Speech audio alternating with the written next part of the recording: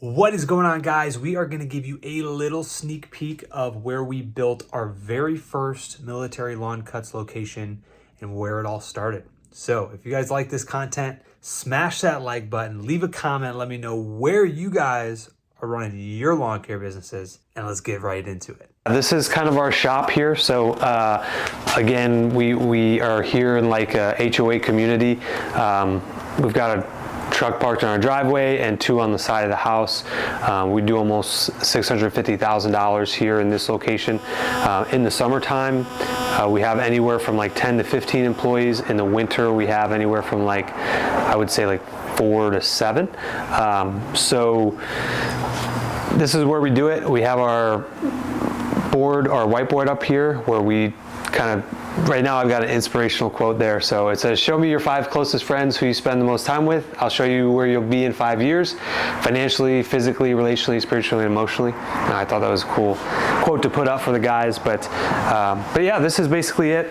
We've got a few chairs that the guys kind of sit in and stuff like that. So this is our chemical application section over here. So we have our backpack sprayers. They're kind of color coordinated to certain weeds that they treat, whether it's grassy or broadleaf. In this cabinet here, we have all the special kind of chemicals that we need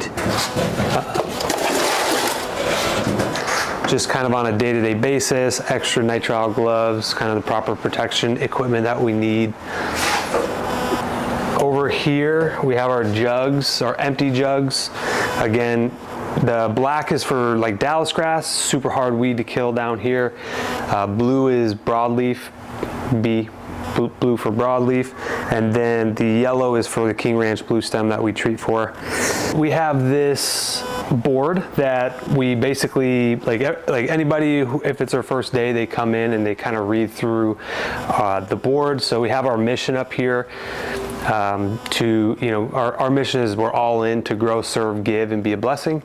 And our core values, it has our job material tool checklist, our yellow slip process, our locked gates, open pets, damage done on the property, standard operating procedure on what they need to do every time, anytime that happens. So there's no question on what they need to do. This is the first thing that they read before they actually get out onto a property. On day one, they come through and read this stuff. We've got the 27-step process on how to actually do a lawn maintenance job.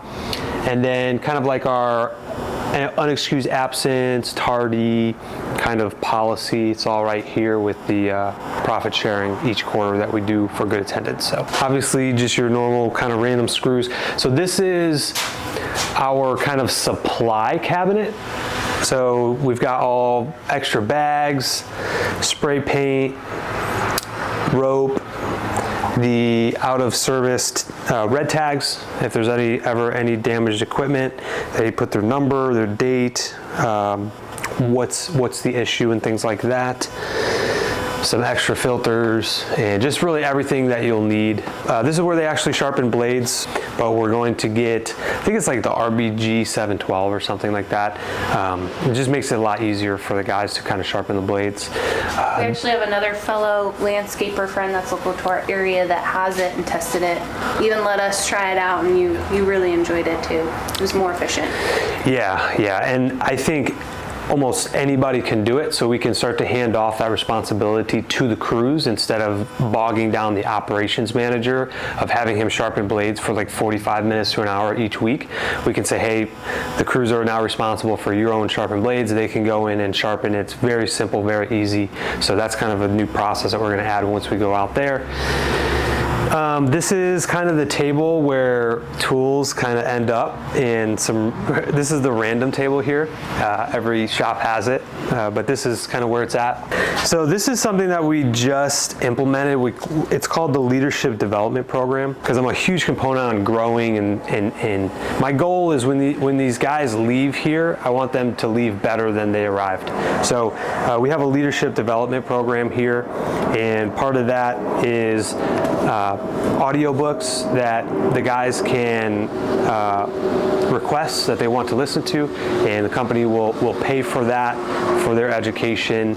So that way they can hopefully better themselves, whether it's financially, spiritually, emotionally, business, real estate, whatever it is that they want to learn about. And it allows them to listen to something positive while they're out mowing, Yep. Instead of always listening to maybe music or nothing at all. So it kind of helps make their day go by faster too. To start, we have all the keys, so we have each set of keys, so they're labeled truck 1, 2, 3, 4, and 5, and then they each will have a garage door opener for their own truck.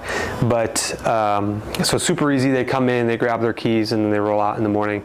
And then this is something that I learned again from Mike, the yellow slip process. He puts it right here where the guys come in the morning, they grab their keys, they can see. So the black folder is no good. That means there's a yellow slip that was generated. And that means they have 48 hours to do that. So they just grab their slip, roll out, fix it, and then once they're done, they write down how they completed it.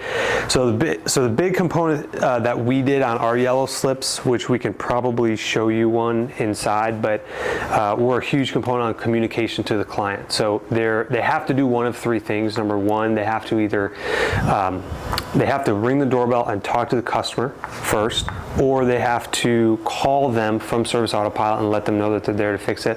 And then if they can't get a hold of them that way, then they leave a sorry we missed you sign, and that notifies them that we came back to fix it, and if they weren't there, we can leave this there. So again, it's just all about communication. But so in this corner is where we put all the hand tools. We used to have a bin, but I think it was just easier and it was starting to get too full, so we just kind of lean up in this corner. We have a microwave. Sometimes they come in and want to heat some Hot Pocket up or whatever that is. And then we have a small fridge for them to use as well. And then we put a lot of the kind of trimmers. We try to get them off the ground because a lot of the times there will be mowers in here in the garage, especially if they're getting red tagged or needing to get worked on. But we try to get all of the equipment off the ground so that way we can have some access room, and that's what these chairs are here for. On Monday, the guys kind of sit here for 10, 15 minutes, hang out while we do the team meeting and stuff like that. So, but that's really it. Like I said, the truck's parked here. This is where we do our team meetings. We do our interviews on the front porch of our house. So nothing fancy, but I don't know, I think anybody can start a business and do this. So, I mean, if we can, you can. So, but yeah, nothing fancy, but that's really it. So, unless you had something. And then you go to this side. Oh yeah. Our small little section. Yes. That's right. We like to have some fun. Alrighty guys, hope you like that kind of content.